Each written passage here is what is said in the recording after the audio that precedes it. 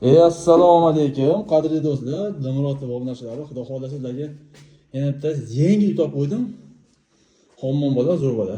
Kafil qilingan. Ariston bor, eshiklar MDF. Xudo xolasa zo'r. Bizga faqat shuni uylar chiqadi sotiga. Endi biz oshxona. Ichxona qilingan, holati yaxshi. Romakva tushgan degan joyi bor. Buni vakillarni ship-ship qilib siz yopishadi. Mana yopishadi. Bitta odam yashamaganiga, shuning uchun ichini uyini nurab qo'ygan. Eshik MDF. Xo'p, endi bu zal uyimiz skvoznoy, teva gipsgardan qotirilgan. Avoy zo'r. Beranda 3 metrlik oshxonaga chiqqan. Endi olasiz, kuxning yo'lni qo'yasiz, gaz plita qo'yasiz, xolodilnik bor. Katul bo'lgan atomiyasi bor ekan. Holati yaxshi. Mana holati, laminat poli bor, devor avoyi bor. Xo'p, endi bu yotoqxonasi holati yaxshi, inshaalloh zo'r. Kasada inson mana shu yoqda maza qilishadi. Eng qizig'i atadina bu.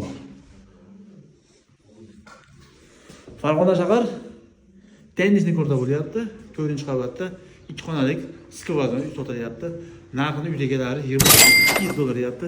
Savdolash imkoniyati bor. Yo'qsa divon qilasiz, baraka ko'ramiz. Salomat bo'lasiz. O'sha gap.